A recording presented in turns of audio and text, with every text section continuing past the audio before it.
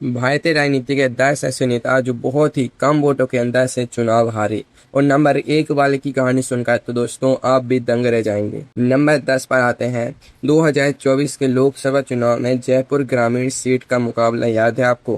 कांग्रेस के युवा प्रत्याशी अनिल चोपड़ा जी और भाजपा के राव राजेंद्र सैंची के बीच ऐसी टक्कर हुई कि मतगणना केंद्र पर बैठे अफसरों के पसीने छूट गए। 1615 वोटों का अंतर, जी हाँ, पूरे 10 लाख से ज्यादा वोट पड़े और हार जीत का फैसला केवल 1615 वोटों पर अटक गया। राजनीति में इसे कहते हैं ऊंट के मुंह में जीरा।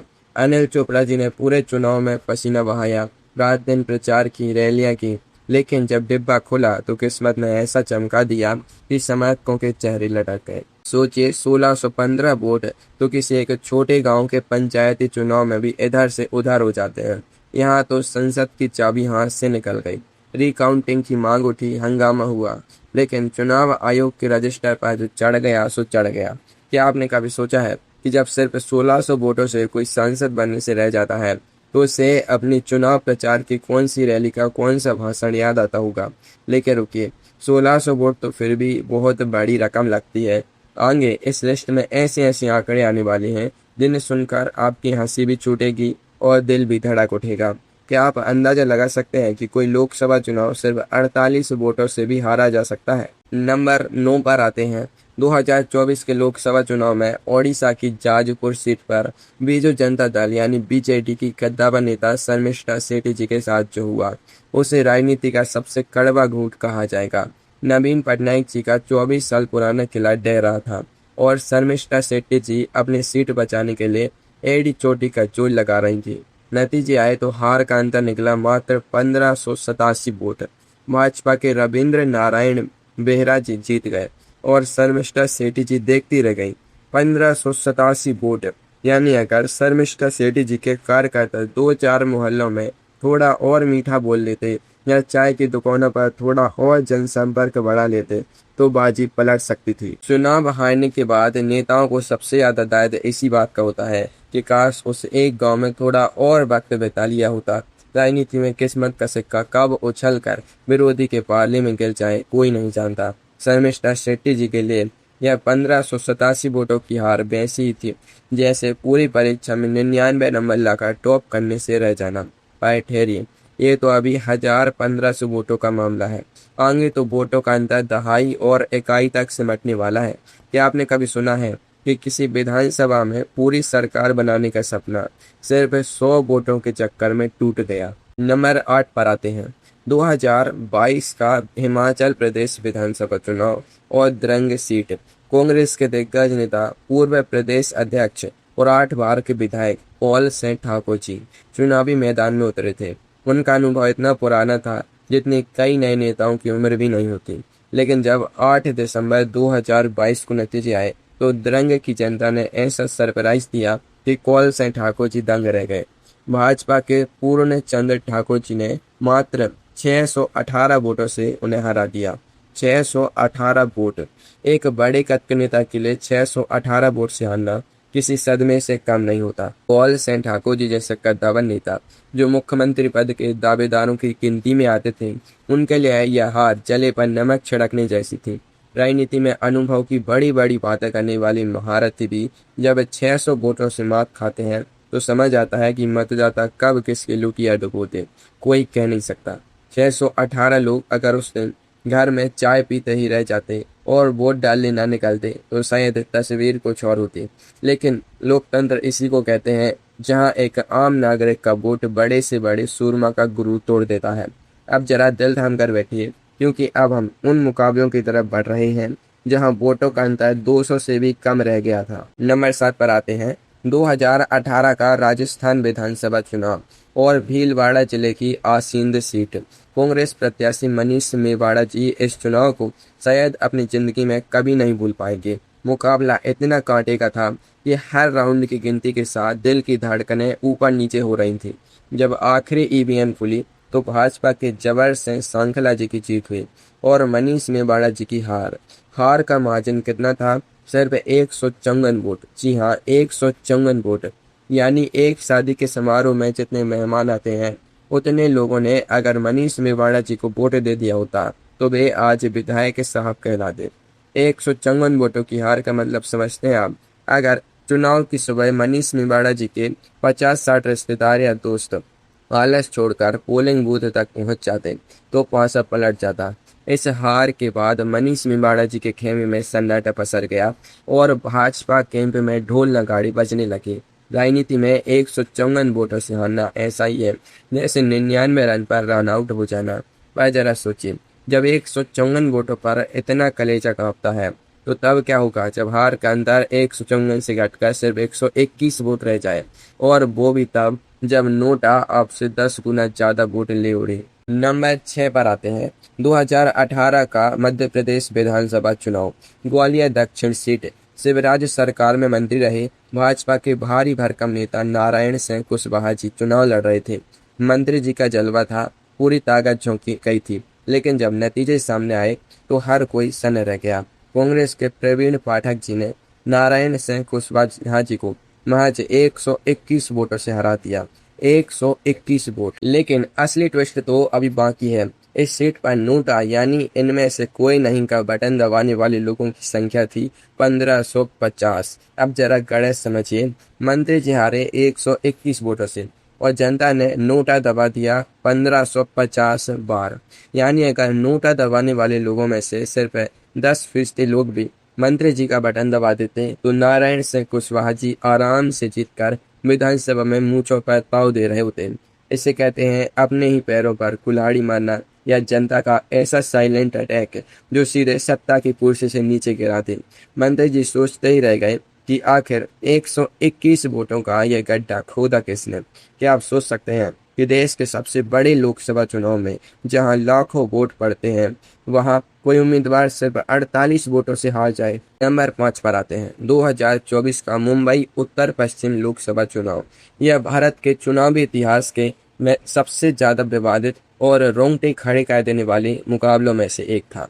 शिवसेना यूबीटी के प्रत्याशी अमोल कीर्तिकार जी और एकनाथ शिंदे गुट की शिवसेना के रविंद्र बायका जी के बीच ऐसी महाभारत हुई कि देश का मीडिया टकटकी लगाए देखता रह गया। शुरुआती गिनती में अमोल कीर्तिकार जी आगे चल रहे थे, मिठाई बांटी जाने लगी थी, लेकिन जब पोस्टल बैलेट और आखिरी राउंड की गिनती का पूरा ड्रामा खत्म हुआ तो नतीजे ने सब कुछ चौंका दिया। रविंद्र बाइका जी जीत गए और अमोल कीर्तिकार जी मात्र 48 वोटों से चुनाव हार गए।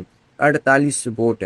पूरे देश की सबसे बड़ी पंचायत का चुनाव और हार का फैसला सिर्फ 48 वोटों पर। अमोल कीर्तिकार जी ने रिकाउंटिंग कराई, चुनाव आयोग के चक्कर काटे, पुलिस शिकायतें हुई, खूब हंगामा मचा, लेकिन 48 वोट तो एक छोटी सी बस में बैठे यात्रियों की संख्या होती है।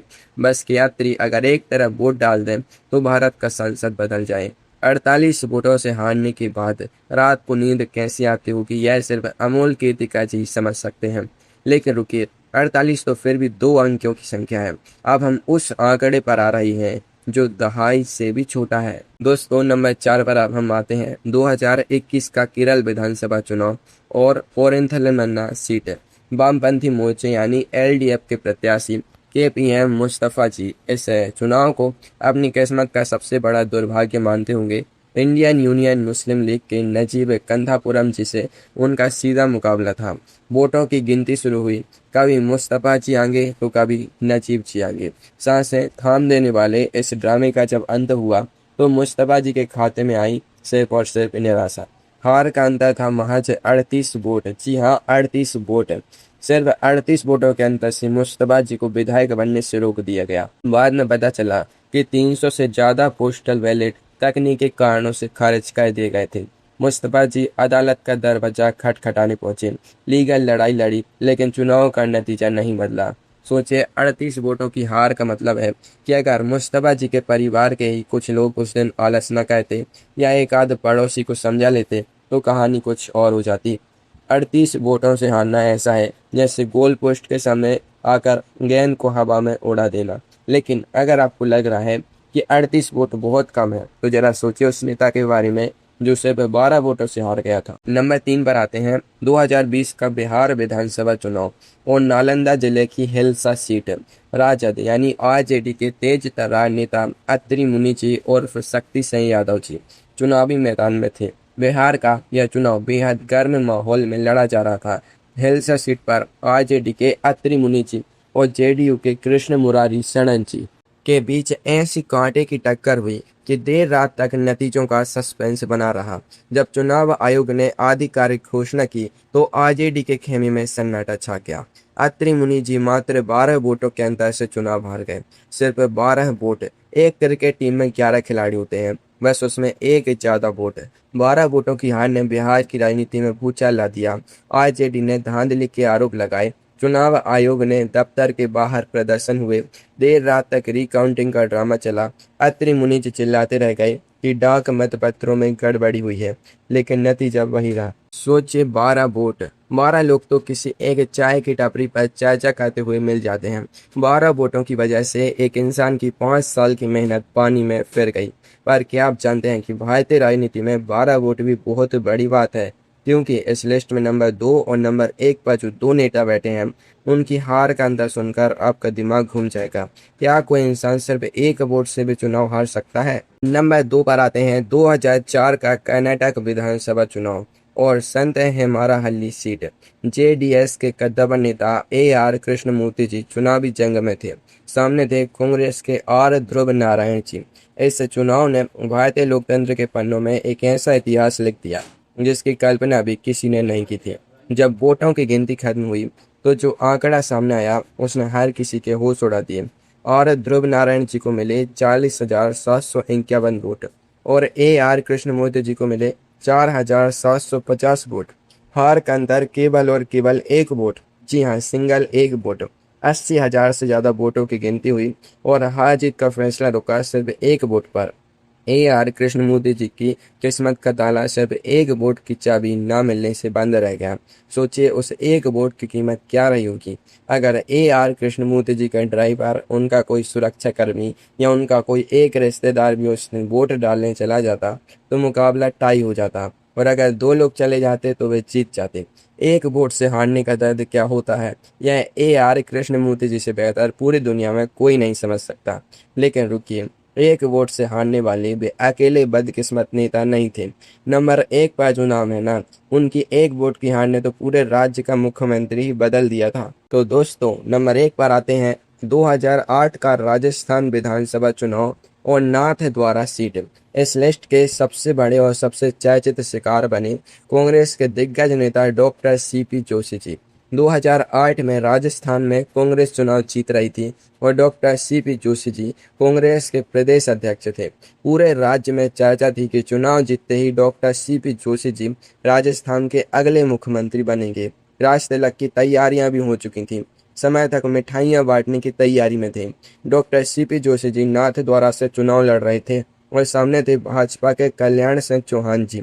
मतगणना का दिन आया। एक एक वोट की गिनती हो रही थी।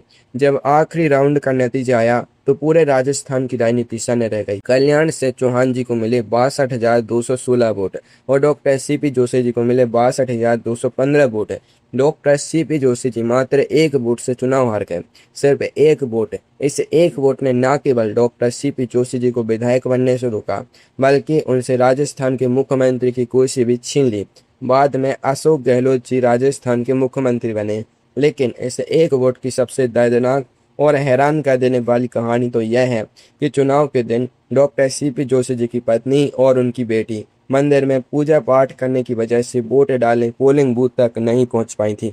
सोचिए, अगर उनके घर के ही लोग उस दिन वोट डाल देते तो डॉक्टर CP जोशी जी राजस्थान के मुख्यमंत्री होते। एक वोट की कीमत क्या होती है दोस्तों। लोकतंत्र की यह सबसे बड़ी मिसाल है। राजनीति का एक नियम याद रखिए, यहाँ हर एक वोट मायने रखता है, क्योंकि एक वोट आपको राजा से रंक और रंक से राजा बना सकता है।